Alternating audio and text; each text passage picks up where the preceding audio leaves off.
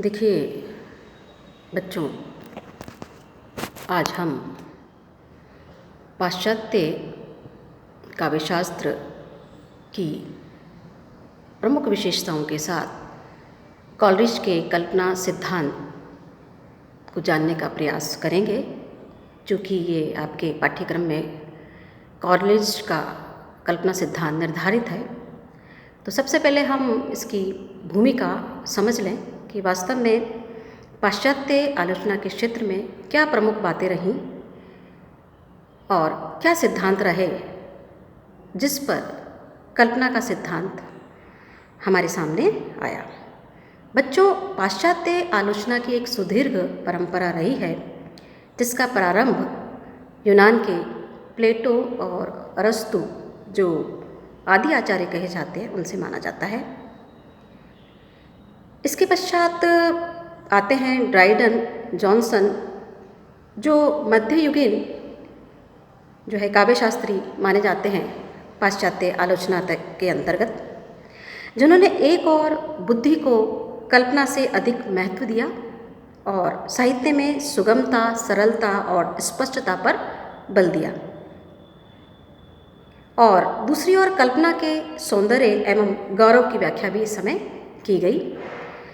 आधुनिक पाश्चात्य आलोचना का रूप सर्वथा परिवर्तित होकर हमारे सामने आता है, और अंग्रेजी साहित्य में अगर हम देखें तो आधुनिक पाश्चात्य आलोचना का जन्म सन 1798 में हुआ, विलियम वर्ड्सवर्थ द्वारा प्रकाशित लिरिकल बैलेड्स के प्रकाशन के साथ माना जाता है।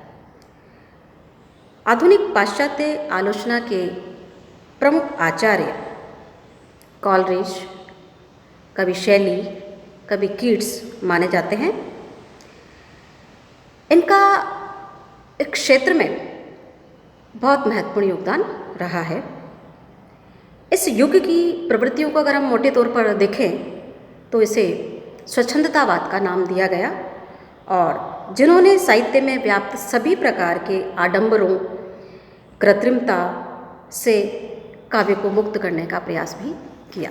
ये इनका योगदान रहा पाश्चात्य आलोचना के क्षेत्र में। इस युग के कवियों ने नए नए साहित्यिक प्रयोग किए और काव्य विषयों को लेकर एक नितांत नई परंपरा की प्रतिष्ठा की। स्वच्छंदतावादी काव्यधारा में अभिजात्य के स्थान पर काव्य में पहली बार सामान्य को प्रतिष्ठित किया गया। कहने का तात्पर्य, जो पूर्व में जो परंपरा चल रही थी जिसके अंदर सामान्य को या आम आदमी को कोई स्थान नहीं दिया गया था, वो इस समय उसको स्थान दिया गया, महत्व दिया गया। अन्य दूसरी विशेषता हम भूमिका के रूप में देखें तो कल्पना तत्व का प्राधान्य था, जिसमें भौतिकता तथा स्थूल जगत की यथार्थता के स्थान पर कल्पना को प्रमुख स्थान दिया गया। इस धारा के कवि जगत की वास्तविकता से दूर कल्पना लोक में विचरण किया करते थे। कल्पना को काव्य के क्षेत्र में प्रतिष्ठित करने का प्रयास इन कवियों ने किया, और कल्पना के गौरवपूर्ण पद के पृष्ठपोषक कॉलरिज का तो ये भी कहना था, उन्होंने ये कहा कि नियमों के ऊपर से थोपे जाने वाला सिद्धांत यदि मान भी लिया जाए, जो नियम लागू किए जाते हैं, तो कल्पना शक्ति कुंठित हो जाएगी। कभी इस शक्ति का प्रयोग नहीं कर पाएगा, वह इस शक्ति द्वारा नव निर्माण का कार्य भी नहीं कर सकेगा, कुछ नया, मौलिक एवं प्रभावशाली नहीं रच पाएगा।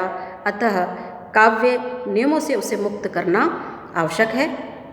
कहने का मतलब यह है कि यदि कोई भी कविता यदि किन्हीं नियमों में बंद करके अगर रची जाती है, लिखी जाती है, तो उसमें वो स्वाभाविकता, वह मौलिकता या वो अनुभूति की गहराई हम महसूस नहीं कर पाते। इसलिए उनका कहना था कि कल्पना जो है उसको उड़ान भरने दो, कवि की जो काव्य सर्जना शक्ति है उसको मुक्त होना चाहिए नियमों से।